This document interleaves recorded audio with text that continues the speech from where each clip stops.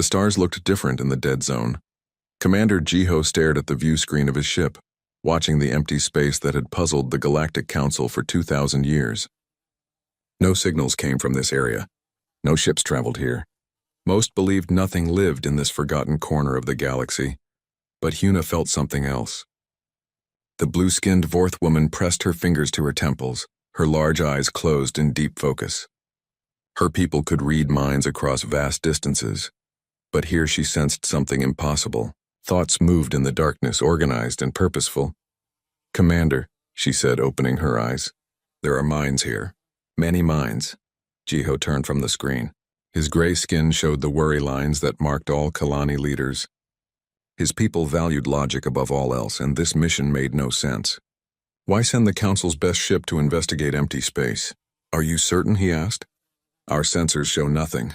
"I am sure," Huna replied. "The thoughts are strange, different from any species I know." Behind them, the bridge crew worked quietly. Representatives from 12 different worlds served on this ship, the Council's most advanced vessel. They carried weapons that could destroy planets and shields that had never been broken, yet something about this empty region made everyone nervous. "Sir," called Tae-hyun from the communication station. "I'm picking up an energy signature." "Something is coming." The view screen changed. A ship appeared from nowhere as if it had been invisible. It looked primitive compared to their vessel. The hull seemed to be made of simple metal, with no visible energy shields or advanced weapons. But something felt wrong about it. "This is Captain Minho of the Earth Defense Corps," came a voice through the speakers. The language was unknown, but their translators worked quickly. "You are entering restricted space. State your purpose." Jiho stepped forward. Earth. He had never heard of such a world. No records existed of this Earth Defense Corps in any Council database. "This is Commander Jiho of the Galactic Council exploration vessel Harmony. We come in peace to make contact with your people." There was a long pause. On the screen, the strange ship held position. It was much smaller than their vessel, yet somehow Jiho felt it was more dangerous. "Stand by," Captain Minho finally said. "I must contact my superiors." More ships appeared around them. Dozens of vessels materialized from empty space, all with the same primitive appearance. Yet when Jiho ordered a weapons scan, his officers looked confused. "Sir," said his weapons officer, "I cannot get a reading on their technology. Our scanners show simple metal hulls, but what? But they are somehow blocking all our sensors. And their energy signatures make no sense." Huna gasped suddenly. Her eyes went wide with shock. "Commander, I tried to read the captain's mind. I cannot. It is like trying to look at the sun. There is too much possibility." Captain Minho's voice returned. "Commander Jiho, my orders are to escort you to Luna Station. You will follow my ship and make no sudden movements.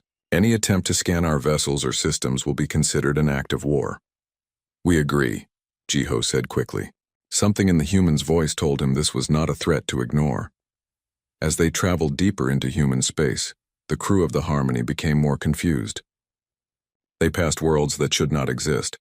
Planets with impossible atmospheres supported massive cities. Space stations floated without visible power sources. Ships moved in ways that broke the laws of physics. "How is this possible?"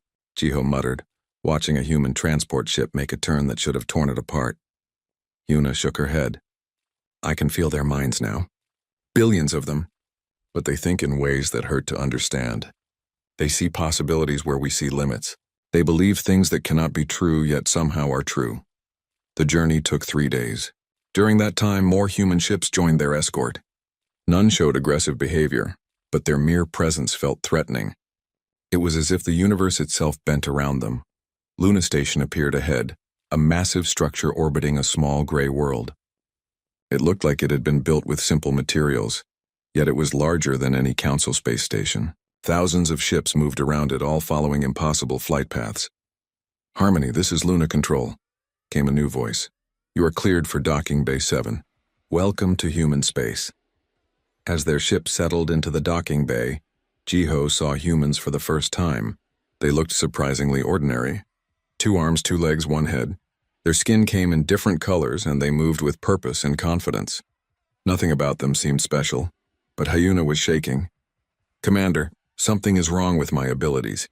Since we arrived, I have been seeing things. Memories that are not mine. Futures that have not happened." Their minds are like storms of infinite possibility. Captain Minho waited for them at the airlock.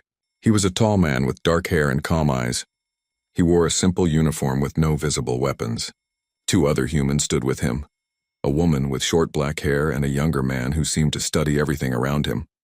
Commander Jiho, Minho said, stepping forward. I am sorry for the secrecy, but you must understand. Humanity has avoided contact with the galaxy for good reason. What reason? Jiho asked. Minho exchanged glances with his companions.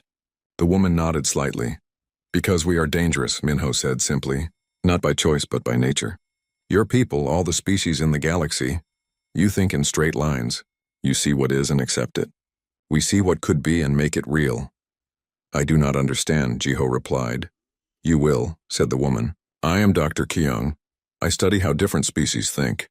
Your friend there, the one who reads minds, she is already being affected. The longer you stay near us, the more you will change. Hyuna stepped forward, her voice shaking. What are you doing to me? Nothing intentionally, Dr. Kyung said gently. But human consciousness works differently. We exist in quantum states, collapsing possibilities into reality through observation and belief. Other minds near us begin to work the same way. It is not something we can control. The young man spoke for the first time. I am Sunwoo, a historian. We have been watching your civilizations for centuries, learning about you from a distance. We wanted to make contact, but we knew what would happen. What would happen? Jiho demanded. Captain Minho's expression grew sad. Your people would begin to think like us. Your entire civilization would change, become something else. We have seen it happen before in other galaxies. We destroyed them by trying to help them. That is impossible, Jiho said. Is it? Asked Dr. Kyung. Your weapons officer could not scan our ships. Your telepath is seeing impossible things. You yourself are standing in a space station that breaks every law of physics you know. Yet here you are. Jiho felt a chill run through him. Everything they said was true. His ordered, logical world was already changing just from being near these humans. What do you want from us? He asked. To keep you safe, Captain Minho replied. From us. Ambassador Taehyun walked into the meeting room with careful steps. The space was designed to look welcoming, with soft lighting and comfortable chairs arranged in a circle. But he knew the truth. Every surface contained hidden monitors, and the air itself carried special particles that would contain any dangerous effects from human presence. Across from him sat the Galactic Council delegation. Commander Jiho looked tired after 3 days on Luna Station. His logical Kalani mind struggled with the impossible things he had witnessed. Beside him, Hyuna pressed her palms against her temples. The Vorth telepath had been suffering headaches since their arrival. Thank you for meeting with us, Taehyun said in perfect galactic standard.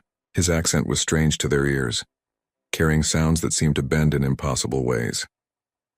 We appreciate your hospitality, Jiho replied carefully. But we must discuss why humanity has remained hidden for so long. Taehyun nodded. He had expected this question. We will share what we can. But first I must ask about your companion. How is she feeling? All eyes turned to Hyuna.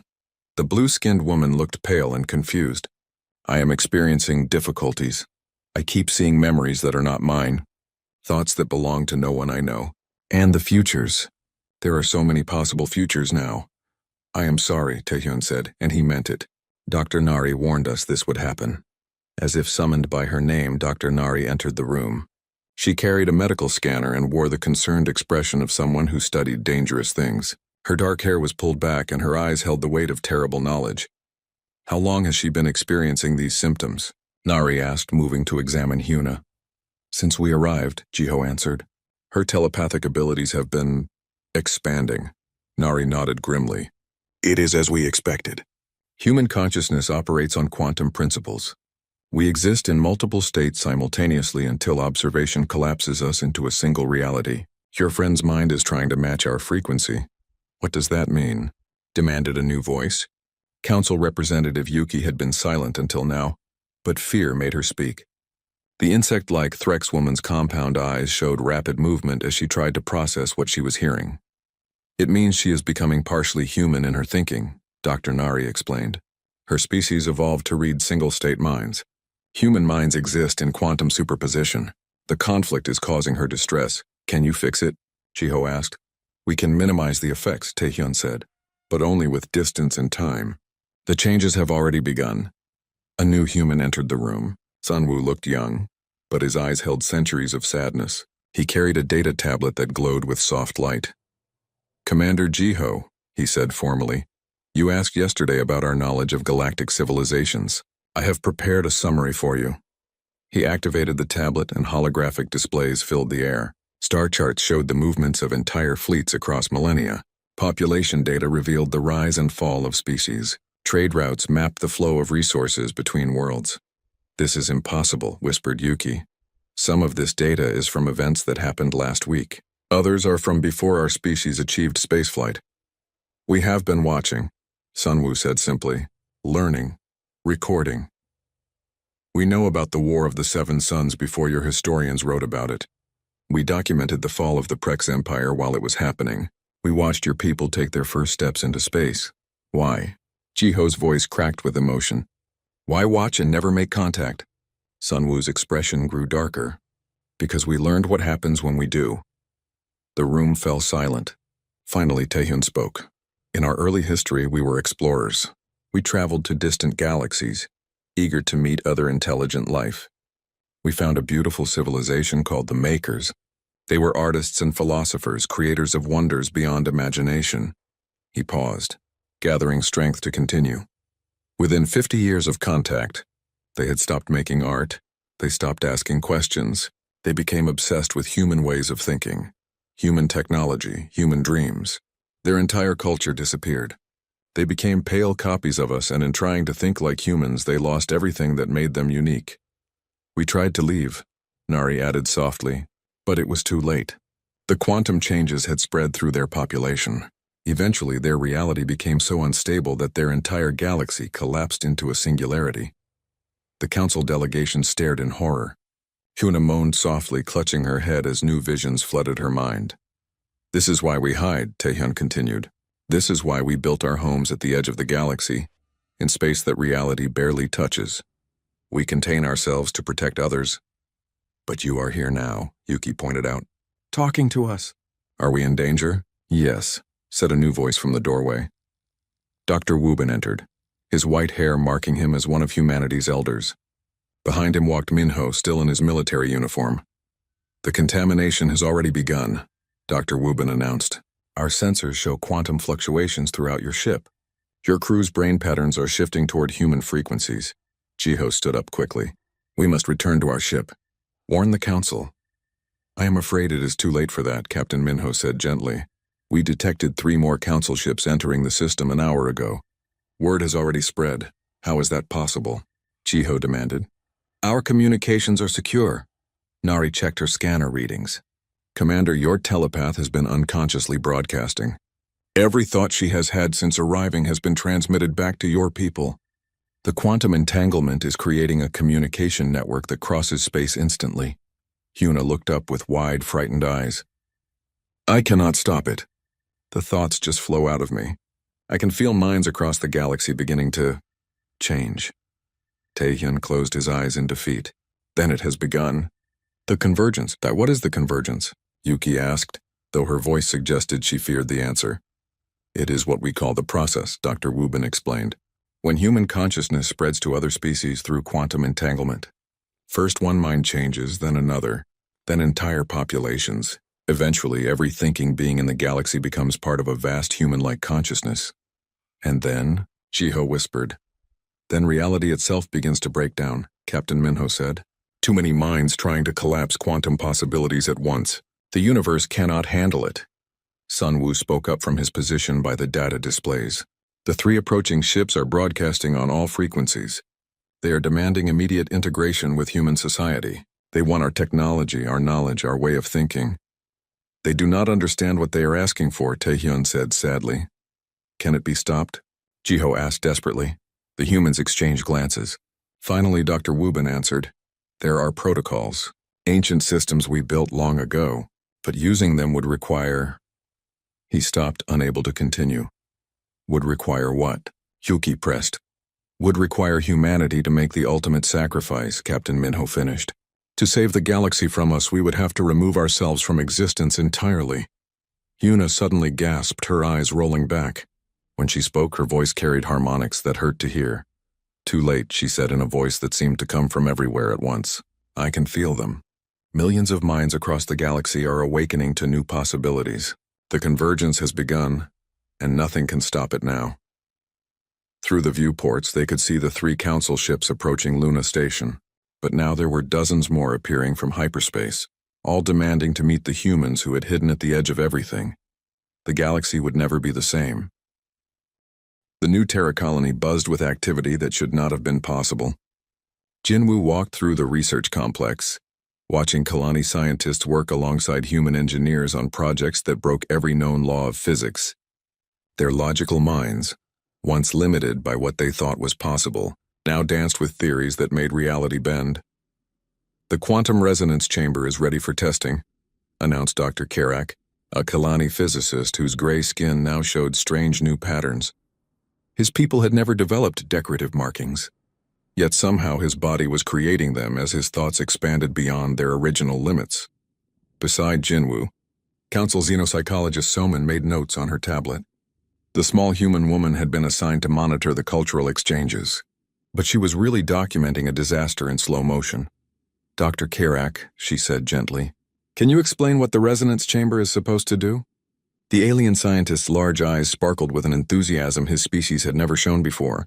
It will allow us to communicate across dimensions, of course. The mathematics are simple once you realize that space and time are suggestions rather than rules. Soman wrote frantically. 3 weeks ago, this same Kalani would have called such ideas impossible nonsense. Now he spoke of dimensional communication as if it were basic science. Where did you learn this mathematics? Jinwoo asked, though he already knew the answer. It came to me in a dream, Dr. Karak replied. A wonderful dream where I understood everything. The human child, Haeyun, showed me how numbers can dance. Jinwoo felt a chill. Haeyun was only 7 years old, yet somehow her presence was affecting adult alien scientists in ways that should have been impossible. They moved to the next laboratory, where Vorth telepaths worked with human researchers on projects that hurt to think about. The blue-skinned aliens floated in specially designed chambers, their minds linked to quantum computers that processed thoughts faster than light. The network is expanding, reported Dr. Yan, a Vorth whose telepathic abilities had grown far beyond her species' normal limits. I can now sense minds in star systems we have never visited. The consciousness web spans half the galaxy. Is that normal for your people? Soman asked carefully. Dr. Yan laughed, a sound that carried impossible harmonics. Normal? Nothing is normal anymore. We used to think in straight lines from one mind to another. Now we think in quantum spirals that touch every possible reality. It is beautiful and terrible. Kyung approached them, her expression grim. The human psychologist carried monitoring equipment that tracked the mental changes in their alien guests. The contamination rate is accelerating, she reported quietly to Jinwoo. What took weeks in the first subjects now happens in hours. The quantum entanglement is creating feedback loops. How bad is it? He asked. See for yourself, Kyung said, leading them to an observation deck. Below them, the colony's main plaza filled with beings from dozens of species, but they were not acting like themselves anymore. Kalani danced in patterns that defied their logical nature. Threk sang songs in harmonies their insect throats should not have been able to produce. Forth painted pictures with their thoughts, creating art that existed in multiple dimensions. They are becoming human, Soman whispered in horror. Not physically, but mentally. They are losing themselves. Not losing, Kyung corrected. Expanding. But yes, their original selves are disappearing in the process. A commotion near the plaza's center caught their attention. Little Haeun had wandered into the crowd, her parents nowhere to be seen. The 7-year-old girl moved between the aliens with innocent curiosity, touching their hands and speaking to them in her young voice. Someone needs to get her away from them, Soman said urgently. But it was too late. One of the Vorth delegates, Delegate Mirai, knelt down to speak with the child. Haeun smiled and placed her small hand on the alien's blue forehead. Delegate Mirai went rigid. Her large eyes rolled back, showing only white. When she spoke, her voice carried the weight of infinite possibility. I can see it all, she whispered. Every choice that led to this moment. Every choice that could lead away from it. The weight of infinite potential pressing down on every second. How do you live with this? How do you choose just one reality when you can see them all? She collapsed, her mind unable to process the full scope of human consciousness. Medical teams rushed to help her while Heian looked on with the confused innocence of a child who did not understand what she had done. Dr. Wubin arrived at the scene, his aged face showing deep concern. As humanity's chief xenobiologist, he had been dreading this moment. "Gather everyone in the main conference room," he ordered. "It is time to tell them the complete truth." An hour later, representatives from every species present sat in uncomfortable silence. Delegate Mirai had recovered, but her eyes now held a depth that her species had never possessed. She stared at empty air as if seeing things that existed in other dimensions. "You want to know why human consciousness is dangerous?" Dr. Wubin began. "The answer is simple. We do not think like other life forms. We exist in quantum superposition, our minds processing infinite possibilities simultaneously, until observation collapses them into single realities." He activated a holographic display showing brain scans from different species, normal. "Consciousness works like this," he said, pointing to linear patterns. "Thought follows logical paths from question to answer. But human consciousness works like this." The display changed to show impossible patterns that seemed to twist through dimensions. The alien delegates stared in fascination and horror. "We do not just think about possibilities," Dr. Wubin continued. "We exist as possibilities. When we observe quantum states, we do not just collapse them into single outcomes. We choose which outcome becomes real based on what we believe should happen." "That is impossible," protested a Kalani scientist. "Is it?" asked Jinwoo. "You have seen our technology. Ships that turn without acceleration, shields that absorb energy instead of deflecting it, stations that exist in stable orbits around gravity wells that should not support them. We make these things possible by believing they should be possible," Dr. Wubin explained. "Reality bends to accommodate human expectations. But this power comes with a terrible cost." "What cost?" asked Somin, though her voice suggested she already knew. "When other species are exposed to human consciousness for extended periods, their minds begin to work the same way," Dr. Wubin said sadly. "They start to see infinite possibilities instead of single realities. They begin to believe impossible things, and those beliefs start to reshape the universe around them." Delegate Mirai spoke from her chair, her voice distant and strange. "I can feel it happening to me. My thoughts used to follow clear paths. Now they spiral through quantum foam, touching realities that exist and realities that could exist. I understand things I never learned. I remember futures that have not happened yet. The process is irreversible," Dr. Wubin continued. "Once a mind has been changed by exposure to human consciousness, it cannot return to its original state. The quantum entanglement creates permanent alterations in neural structure." "What happens when entire populations are affected?" asked Commander Jiho, who had remained silent until now. Dr. Wubin's expression grew darker. "Reality itself begins to break down. When millions of minds start collapsing quantum possibilities simultaneously, the universe cannot maintain stable physical laws. Space and time become suggestions rather than rules. Eventually, entire regions of space collapse into quantum singularities." "How long do we have?" Somin asked. Kyung checked her monitoring equipment. "Based on the current contamination rate and the quantum feedback loops, we estimate 3 months before the effects spread beyond our ability to contain them. 6 months before reality breakdown begins in earnest." Through the windows they could see more ships arriving every day. Entire species were sending their best minds to study humanity, not understanding that they were dooming themselves in the process. "There must be something we can do," Jinwoo said desperately. Dr. Wubin nodded slowly. "There is. But it would require activating the convergence protocols we built long ago. The ultimate solution to contain human consciousness." "What do the protocols do?" asked Delegate Mirai. "They remove humanity from existence entirely," Dr. Wubin said simply. "Complete quantum erasure. It is the only way to save the galaxy from us." The room fell silent as the weight of his words sank in. Outside, the impossible dance of contaminated minds continued, beautiful and terrible in equal measure. The galaxy was tearing itself apart, and Yuna could feel every scream across the quantum network. The human peace advocate stood in the war room of Earth's orbital command station, watching holographic displays show the collapse of civilization across hundreds of star systems.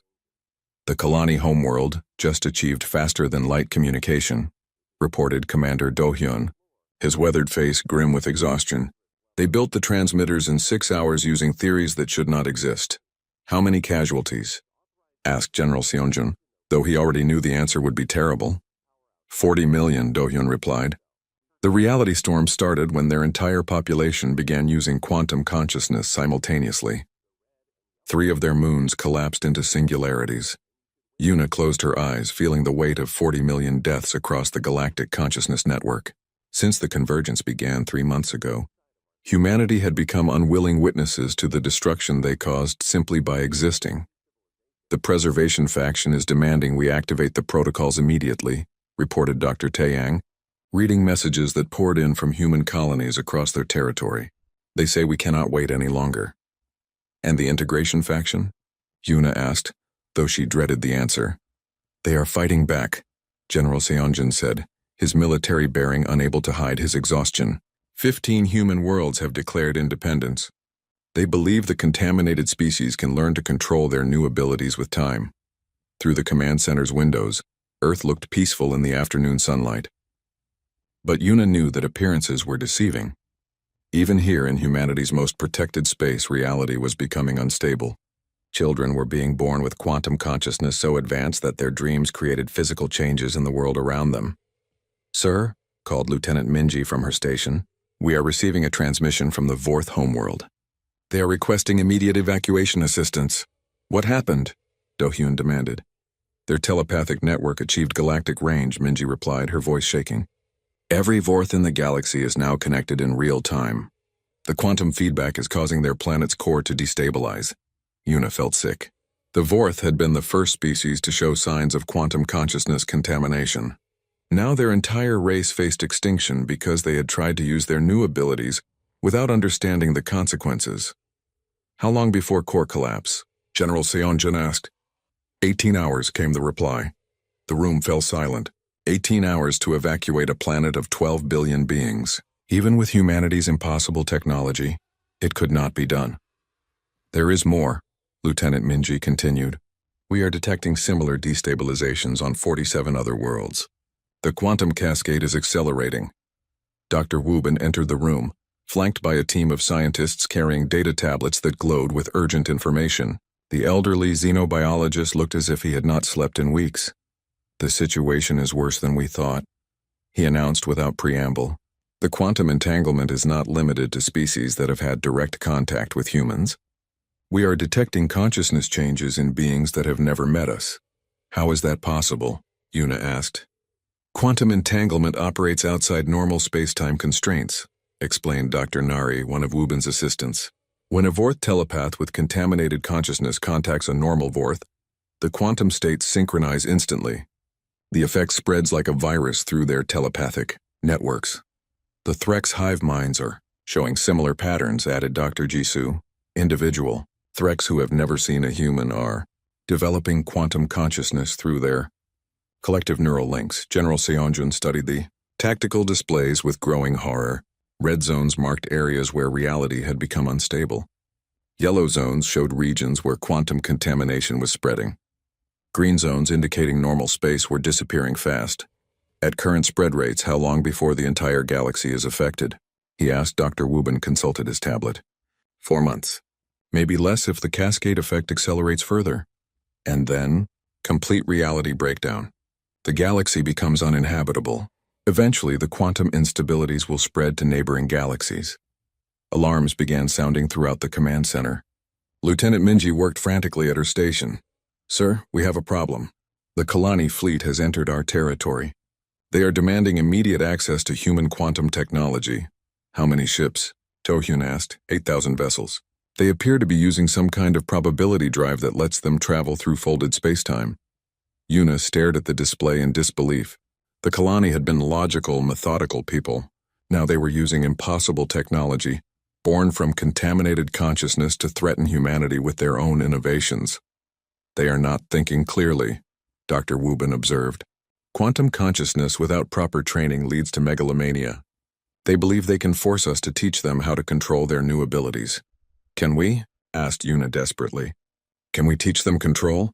No, came a new voice from the doorway. Jae-hwan entered, his young face marked by the terrible wisdom of someone who had seen too much. As humanity's last uncontaminated researcher, he had spent months studying the contamination process in isolation. The changes are permanent and progressive, he explained. Every day, contaminated individuals become more like humans in their thinking. But they retain the neural structures of their original species. The conflict between human quantum consciousness and alien neural architecture creates instability that increases over time. What kind of instability? General Seonjun asked. Madness, Jae-won said simply. Within a year, every contaminated individual will lose touch with reality entirely. They will exist in quantum superposition permanently, unable to collapse their consciousness into a single state. The displays around them flickered as another reality storm swept through local space. For a moment, the walls became transparent, showing impossible vistas of other dimensions. Then everything returned to normal. The integration faction believes they can find a solution, Yuna said, though her voice lacked conviction. The integration faction is composed entirely of humans who have been contaminated by prolonged exposure to alien consciousness. Dr. Wubin replied. They are no longer thinking clearly either. What do you mean? Do-hyun demanded. Working closely with contaminated aliens has created a feedback loop, Dr. Nari explained. Our people who run the integration programs are becoming something new. Not quite human, not quite alien. Their judgment cannot be trusted. General Seonjun stood up from his chair, his military training taking over. Then we are on our own. How do we activate the convergence protocols? Dr. Wubin hesitated. The protocols were designed as a final solution. Once activated, they cannot be stopped or reversed. Every human consciousness in the galaxy will be quantum erased from existence. And the contaminated aliens will return to their original states, but the damage to reality may be permanent. Entire regions of space that have been destabilized may never recover. Lieutenant Minji looked up from her station. Sir, the Kalani fleet is powering weapons. They are demanding we surrender all quantum technology within the hour. If we refuse, Yuna asked. They will destroy Earth, came the reply.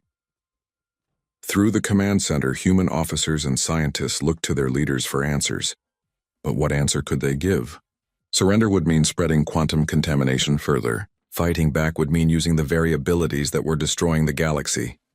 There is a third option, Jae-won said quietly. One the protocols were designed for, but we hoped never to use. What option? General Seonjun demanded. Transcendence, Jae-won replied.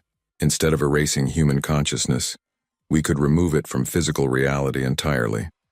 Become pure quantum beings existing outside normal space-time. Would that stop the contamination? Yuna asked. Yes, but it would mean abandoning physical existence forever. We would become myths, legends, influences felt but never directly encountered. The displays around them showed the approaching Kalani fleet, their weapons charging for an attack that would shatter worlds. Behind them came ships from dozens of other species, all seeking the terrible gift of quantum consciousness that would ultimately destroy them. How long do we have to decide? Do-hyun asked. The Kalani opened fire in 37 minutes, Lieutenant Minji reported. Yuna looked around the room at faces marked by impossible choices. Humanity had hidden at the edge of the galaxy to protect other species from their dangerous nature. Now that protection had failed, and only the most extreme measures could save what remained of galactic civilization. Prepare the convergence protocols, she ordered finally. All variants. If we are going to make this choice, we will do it right. Outside the windows, reality flickered again as the quantum cascade spread through local space, carrying the promise of infinite possibility and ultimate destruction. Reality was dying, and Minji could feel every death scream across the quantum void. As humanity's last Prime Chancellor, she stood in the deepest bunker beneath Earth's surface, surrounded by the ancient machines that had been built for this terrible moment. Galactic core collapse has begun, reported Jae-hwan, his young face aged beyond its years by the weight of impossible knowledge. The screens around him showed the galaxy's center dissolving into quantum foam, as trillions of contaminated minds tried to reshape reality simultaneously. How much time do we have? Minji asked, though she already knew the answer would be measured in hours, not days. The cascade is accelerating exponentially, replied Dr. Yuri, humanity's greatest quantum engineer.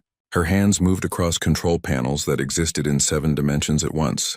Reality breakdown will reach Earth's protective zone in 4 hours. Above them, the war raged on.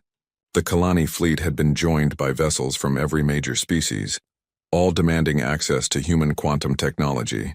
They did not understand that what they sought would destroy them. Their contaminated minds could no longer grasp the concept of self-preservation. The integration faction has made their final attempt, announced General Seonjun from his command station. Colony ships are launching from 17 human worlds. They believe they can find uninhabited space where contaminated species can learn control.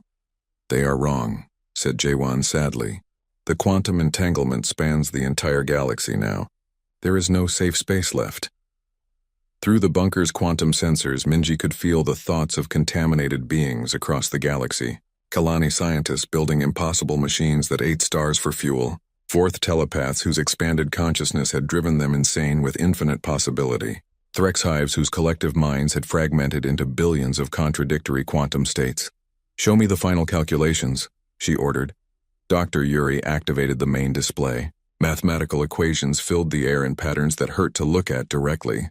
They described 3 possible futures, each more terrible than the last. Option 1, Dr. Yuri began. Complete quantum erasure of human consciousness. Every human dies instantly, but the contaminated species revert to their original states. 70% of the galaxy becomes uninhabitable due to permanent reality damage. Option 2, controlled reality reset. We use the protocols to restore the galaxy to its state before first contact, erasing all memory of humanity from galactic consciousness. But the quantum damage still leaves 30% of space uninhabitable. And option 3? Dr. Yuri hesitated. Transcendence. We remove human consciousness from physical reality entirely, becoming pure quantum entities that exist outside normal space-time. The contaminated species return to normal, and reality damage is minimized. What happens to us in option 3? Asked Seojin, who represented the few remaining uncontaminated council species. We become something beyond physical existence, Jaewon explained. Quantum consciousness without bodies existing in the spaces between realities. We could guide and influence but never directly interact with physical beings again. Alarms rang through the bunker as another reality storm swept through local space. Through the quantum sensors, they felt the death of the Vorth homeworld as its core finally collapsed under the strain of galactic telepathic networks. 12 billion lives lost, whispered Seojin, tears streaming down her face. The first of many, Minji replied grimly.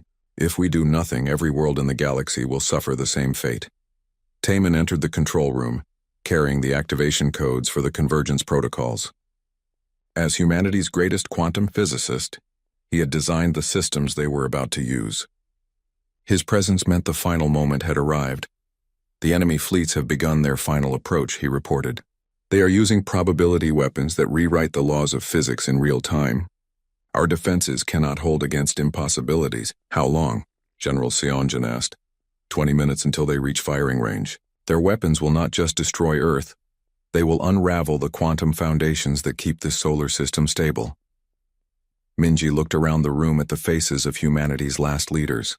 They had hidden at the edge of the galaxy for thousands of years, protecting other species from their dangerous nature. Now that protection had failed, and only the ultimate sacrifice could save what remained of galactic civilization.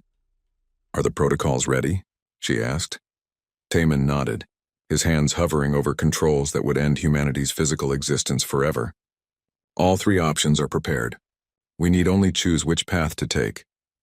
Through the quantum network, Minji felt the thoughts of humans across the galaxy, millions of minds linked in desperate hope, waiting for their leaders to save them all. But there was no salvation, only different forms of sacrifice. The integration faction was right about one thing, she said finally. Other species deserve the chance to grow and learn without our interference. But they were wrong to think they could handle our gifts. What are you saying? Asked Dr. Yuri. We choose transcendence, Minji announced. We remove ourselves from physical reality but remain as guardians. Hidden influences that guide without controlling. The other species will forget us entirely, Jaewon warned. The quantum erasure will remove all memory of human existence from their consciousness. Good, Minji replied. Let them grow strong in their own ways. Let them explore the galaxy without the burden of our impossibilities. And if someday they evolve enough to handle contact with beings like us, then we will be waiting, finished Taemin, understanding her meaning. The countdown began. Ancient machines that had waited eons for this moment powered up around them. The quantum field generators that would lift human consciousness out of physical reality hummed with impossible energies. 10 minutes until transcendence, announced the AI systems that had been designed to survive humanity's departure. Through the sensors, they watched the approaching fleets, thousands of ships crewed by beings whose minds had been broken by exposure to human consciousness. They sought more of the poison that was killing them, unable to understand their own destruction. 5 minutes. Minji activated the global communication system, sending her final words to every human in the galaxy. "My fellow humans," she began, her voice carried across space by quantum entanglement that moved faster than light. "Today we make the greatest sacrifice in our history. We give up physical existence to save those we tried to help." Across human space, millions of people stopped what they were doing to listen to their chancellor's final address. "We will become legends and myths," she continued. "Influences felt in moments of inspiration. Guides who whisper in times of great decision.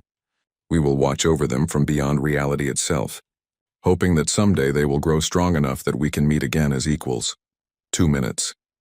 The enemy fleets opened fire, their probability weapons reaching across space to rewrite the quantum structure of Earth's solar system. But the ancient shields held, buying precious time for the final protocol activation. 1 minute. Ha-Young, humanity's youngest council member, spoke the words that would define their species' legacy. "We give you back your dreams, galaxy. Dream them safely without us. But remember, at the edge of the map where reality grows thin, we are still watching, still hoping." 30 seconds. Reality began to shift around them as the transcendence field activated. Physical matter became suggestions rather than certainties. The boundaries between possible and actual dissolved. 10 seconds. Minji felt her body becoming light, her thoughts expanding beyond the limits of flesh and bone. Around her, the last leaders of humanity began their transformation into something beyond mortal understanding. 5, 4, 3, 2, 1. Light filled the bunker, but it was not ordinary light. It was the light of consciousness itself, pure thought freed from physical constraints. In that moment, every human in the galaxy felt their essence lifted out of reality and into the quantum spaces between worlds. The enemy fleets fired their weapons at empty space. Earth remained, but it was just a planet now. No trace of humanity remained in physical reality. The quantum contamination ended instantly as human consciousness departed, leaving the other species to return to their original natures. But in the spaces between thoughts, in the moments of inspiration that would guide galactic civilization for eons to come, humanity remained, not as conquerors or teachers, but as silent guardians who had learned that the greatest act of love was knowing when to let go. The galaxy was safe. The dreams belonged to its children now, and at the edge of everything, where possibility touched impossibility, the guardians waited with infinite patience for the day when meeting again might be possible. In the quantum void beyond reality, Minji's consciousness touched those of her people one final time. They had become something new, something that had never existed before. They were memory and hope and the promise of infinite possibility. They were home,